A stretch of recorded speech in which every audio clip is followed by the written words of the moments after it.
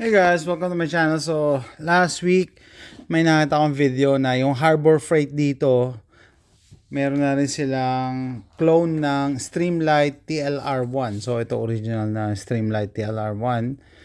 Bili ko to siguro $130, $120, gano'n. Ito yung original. Yan. Tagal na rin ang battery nito. Maganda dito, walang vampire drain. Ibig sabihin, kahit ma-store mo siya na napakatagal, pag binuksan mo, mag-on pa rin. Okay, so hindi siya nagdi-drain pag hindi ginagamit. So, kita nyo muna yung mga label niya. Yan, TLR1S, Streamlight, Eagleville PA 19403. Sa kabila, Streamlight serial number, patented. Okay, so 1S. Okay, so ito naman yung in-order ko sa eBay. Sabi ko, bago ko i-try yung sa Harbor Freight, clone naman yun ng TLR1. Try ko nga ako sa eBay, merong clone. O yan, ito, Wadsen. Wadsen. So, galing pa to China. Na-deliver lang today. Hindi ko pa talaga ito natitesting. No, hindi ko pa natitesting. So, ito lang kasama niya.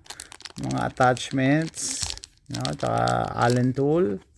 Malamang instruction booklet dito sa likod. Okay. Pero obviously, clone to ng TLR1.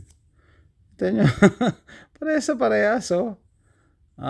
Yeah, parehas yung, yung measurements niya, malamang. Pati yung, silver na circle dito, no? Kopya niya sa gilid. Okay, parehas siya dito, pero dito hindi siya naglagay ng logo. Sa kabila naman, parehas siya dito. Dito, meron siya, hindi siya naglagay ng logo dito. Siyempre, para hindi siya ma-sue ng TLR1. And yung sa bottom, tagal ko na rin parehas na parehas yung locking system. Parehas, diba? Yeah, parehas na parehas yung locking system niya. Ayan. Okay. Parang manipis to. Ito ba? Ganun din. Manipis din pala. Tagal ko na kasi hindi pinapalitan yung battery niyan eh. So, ganito pag, yan. Yun. Ganito yan. So, yung TLR1 ko, ganun din. Okay, nagpa-pop pataas. Pop pataas. Okay. So, parehas din pala. Parehas na parehas talaga eh. Oh. Parehas na parehas. Mayroon bang label kung alin ang positive, alin ang negative? Wala naman eh.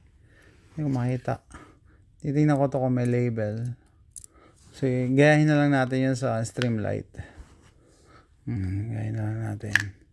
Hopefully, hindi ako nagkamali para hindi mapundi. Wala naman nakalagay, no? Papunta dito. Tama. Ito naman, papunta doon. Tama. Yung pala yung purpose niyan. Yung pala yung purpose ng drawing niyan. Pataas daw siya. Okay. So, parehas din yung pag-lock. Sara ko lang ha.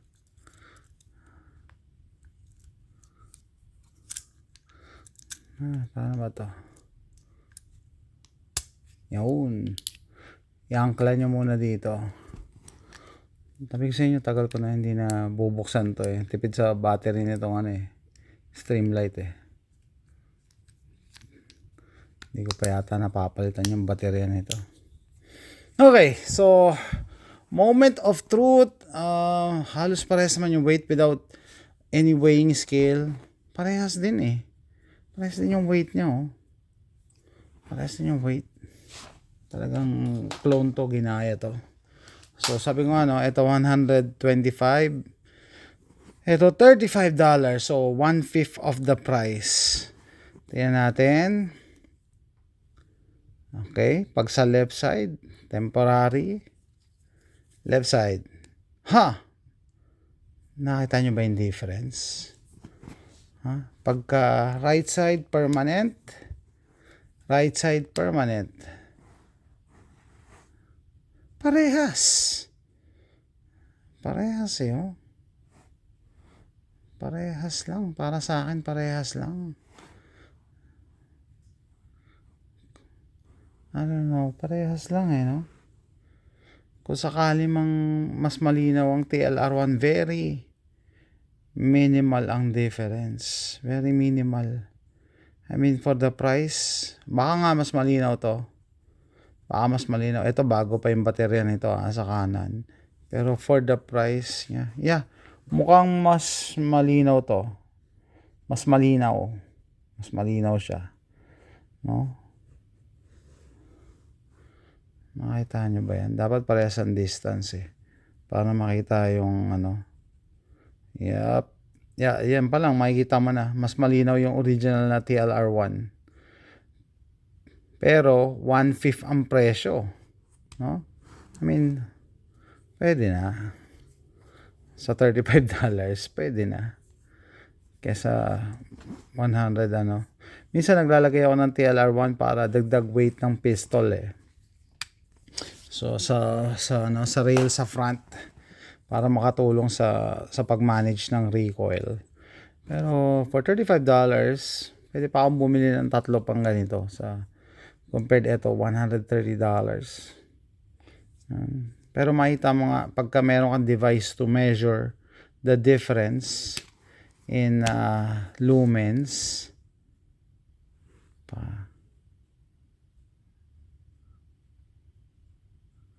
parang mas tapos mas concentrated to, ito mas malapad, mas pabuka, ito mas focus doon, kaya siguro mas malinaw ng konti. Pwede. Walzen. Saan natin ilaw natin? Walzen. Yan guys. Ito yung brand. Walzen.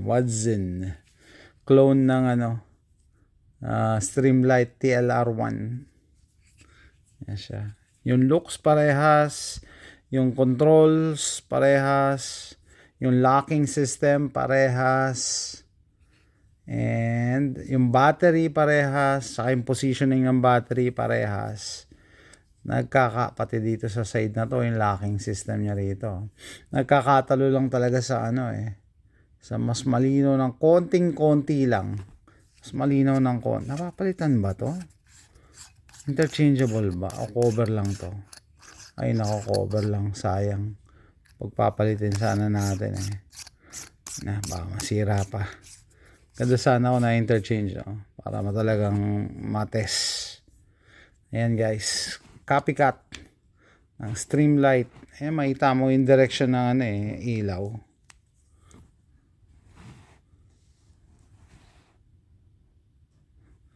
Mas pag ganun to, ito mas focus. Mas focus siya. Pero very minimal naman Example lang, hindi ko without looking online. Kunyari 1,000 lumens to. Siguro naglalaro to sa 900 lumens. Kasi plus nakakapag-focus siya maigi. 900, 950 lumens. To the point na hindi mo na mapapansin yung difference sa malapitan. Hindi mo na mapapansin. Ayan guys. Quick video lang na nakita ako sa eBay.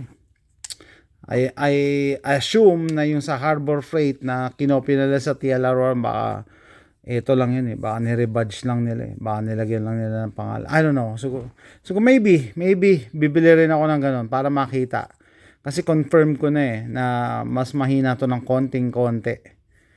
Baka tingnan natin, mas maganda itatapat natin yung yung sa Harbor Freight, yung $50 naman nila na Streamlight TLR1 clone. Pero yung feel, imagine nga pag pumikit ka, ipahawak mo to, hindi mo yung difference no? Ano ba yung difference? Yung finish nito mas smooth to, mas smooth. Yung pa pala difference, mas makinis ang nila, ang finish. Ito parang narinig nyo? Meron siyang friction. May friction. Ito, madulas eh. Oh, madulas. I don't know kung anong importante sa inyo, pero yun, isa yun sa difference. Napansin ko, no, pumikit ako tapos hinawakan ko. Mahuhulaan ko kung alin dito yung ano, yung original na TLR1. Ito original to. Sabi ko na eh, nakapikit ako na finish. Anyway, yeah, times 5, ano, $35, $130, 125 eh, plus tax shipping, 130. So, 36912, apat, times 4. Times 4 ang presyo. Times 3, times 4. Tsaka itong TLR1, napansin ko hindi bumababa ang presyo. Siguro dahil maganda talaga quality, no? Kasi tagal na sa akin ito eh. Tapos yung battery nito, hindi ko pa pinapalitan. No, talagang walang vampire drain. Hindi niya dinidrain yung battery pag hindi siya ginagamit. No? So, pwede to. Nasa home defense gun ko to eh. Para just in case, you know, bump in the middle of the night, may ilaw yung, ano ko, yung MMP ko. Anyway guys, so yan po. Ang Streamlight TLR1 clone versus the original. Iniba ko yung kulay para ma-compare. Siguro next time bili ako black. Black naman talaga. Tignan natin.